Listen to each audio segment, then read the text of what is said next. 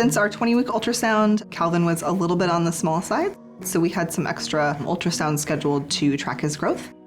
We had one scheduled for almost 35 weeks, and I went in for an appointment, and they kept checking, and they were like, oh, this is a little funny. And I thought, something is going on. And the doctor was like, well, you're having a baby. And we were like, yes, we are. And he was like, no, like soon. He said, no, like today or tomorrow. And we said, okay. We packed some bags and we head to the hospital. He was born at 9:30 that night, which was 6 hours after the doctor's appointment. He was 3 pounds, 9 ounces, very small. And he was whisked to the NICU. His lungs just weren't there to breathe yet, as mature as they should have been. And so they put him on a CPAP machine, finally got him breathing, hooked him up to heart rate monitors, oxygen monitors, the mini CPAP. You expect your delivery to go off without a hitch, and it doesn't, but you never want to not hold your kid as soon as they're born. We were in the NICU for 3 weeks. I think that the hardest time for me was leaving every day. You're not supposed to leave your newborn baby. Everything in you tells you that that is not right, but you still have to get yourself out that door. One of the best things that the NICU has are baby cameras that are on the baby when they're in there that you can check in on. We shared it with our families. Everybody was joking about it being their favorite new TV station, where they were like, did you see him this morning? He had on a hat.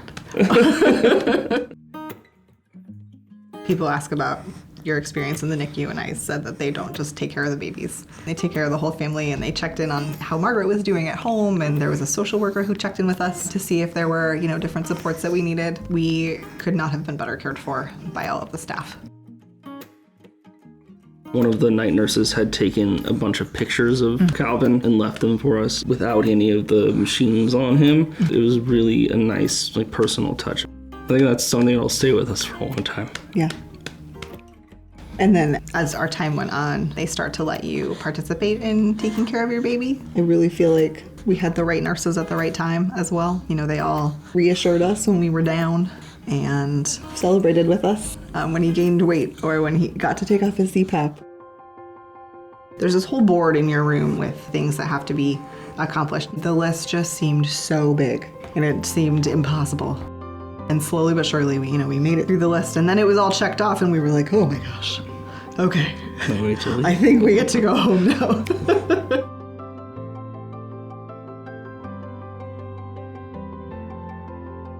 It's been a whirlwind since he's been home.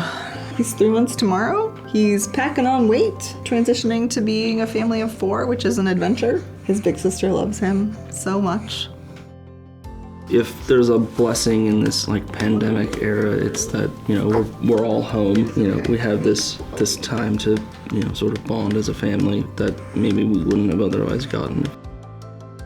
Families in the NICU need support because you're already in a situation you weren't expecting to be in. And the last thing families in the NICU need is to worry about how they're gonna pay for what they need. What would we want to say to the nurses? Thank you. Yes, thank you. You cared for us at our lowest moments, and I felt so loved and supported. And that meant the world to me at a really difficult time. Thank you from the bottom of our hearts. Just thank you.